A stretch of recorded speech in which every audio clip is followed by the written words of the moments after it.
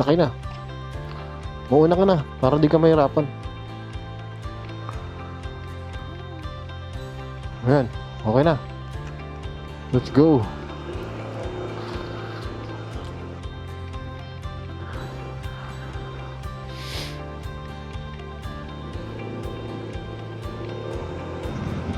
Hello guys, kamusta po kayo? Na-miss nyo ba ako? Ang tagal nating walang vlog, no? Siguro yung huling biyahe natin, yung nagpunta tayo ng Dingalan way back February 28 yan, kung if not I'm mistaken. Yun yung huling biyahe natin nung nagmotor tayo eh. Nagpunta tayo ng Dingalan, Aurora. At ngayon ay buwan na po ng July. Medyo tag-ulan na ang panahon ngayon. At ilang buwan na rin hindi tayo nakapag-drives. February, March, April, May, June, July. Almost 5 months na rin pala nung huli nating biyahe. Bali ang biyahe natin ngayon ay hindi naman talaga to totally rides, no? Kung mapapansin nyo, may bago tayong motor. Ito ang ATV 160. Nagpalitan tayo ng motor. Tapos yung motor natin na dati, yung NMAX, bibigay na natin yung sa ating kapatid. At ito, syempre, pag may bago kayong motor, ano ba una natin dapat gagawin pag may bago tayong motor? Siyempre, ipapabless natin. At yun ang gagawin natin ngayon. Ipapabless natin ang ating motorsiklo na si Bida. Ang pangalan nga pala ng bago nating motor ngayon ay Bida. Ipapabless natin siya ngayon sa Antipolo Church. At dun nga tayo papunta ngayon. Today is July 5, araw ng Linggo. At ang oras natin ngayon dito ay 9:50 ng umaga. Medyo mainit ang araw, tirik. Kaya palagay ko hindi naman uulan. At dito tayo ngayon pala sa C6 Road, no, sa Taguig.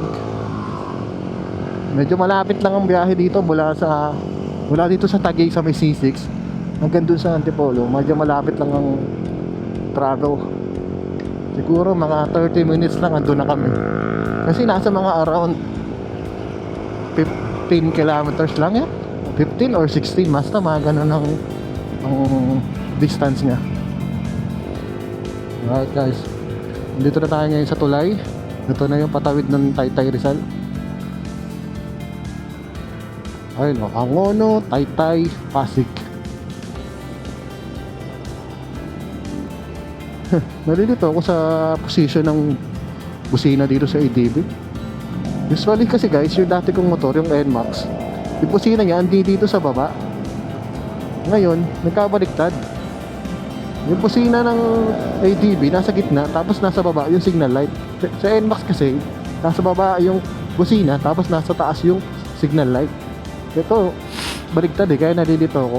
Kaya minsan, nade-delay ako mag busina kasi hindi ko alam kung ano yung pinipindot ko, signal light pala. Guys, bakit na tayo ng Antipolo? Medyo matraffic, Sunday kasi ngayon, baka maraming umaakit papuntang Antipolo Cathedral. Tayo na sa Antipolo City. Oh, lapit lang, no? Oras natin, no? 10:10 AM. Bilis lang, lapit lang yan sa C6 Taguig. Pag galing kayo ng C6 Taguig, mga ilang minuto lang, andito na kayo sa Antipolo agad.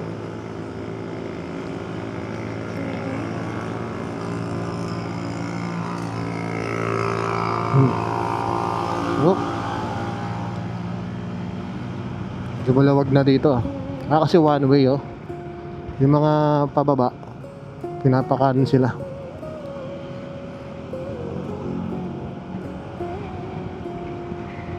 Sarap ng ATV. Ang taas nga para dun sa NMAX ko dati. Yung NMAX ko dati all stock lang yun, wala akong binago dun sa shock, sa upuan. Pero yung pag nakaupo ka, mas ramdam ko yung taas dito sa ADB kumpara sa NMAX. Ang taas niya. Parang parang tuloy ko, feeling ko tuloy, big bike tong dala ko eh. Okay guys, dito na tayo sa Inari Center. Lagay ko, diretso lang tayo. Hindi na ako nag-waste kasi tinignan ko naman siya kanina sa Google Map. Diretso lang. Sana tama ito dinadaanan kong diretso. Pure Gold Antipolo. Tapos meron parang Victory Park and Shop dun. Yun na kaya yun?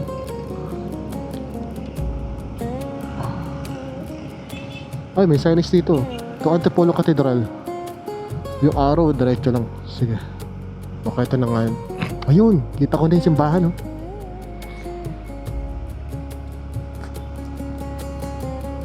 Ayun, oh. Yung pinakatumbok pala nito, yun na yung simbahan. Yan na yung katedral, oh. Antipolo.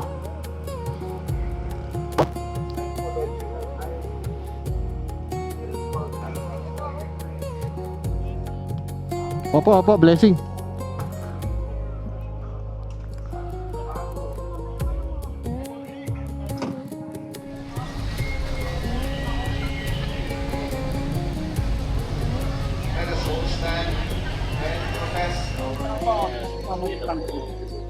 O mabuting balita ng Panginoon.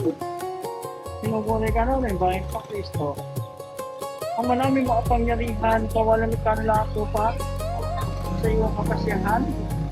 Pinagkatiwala mo sa mga tao, ang mga dapat ng panandigin ko.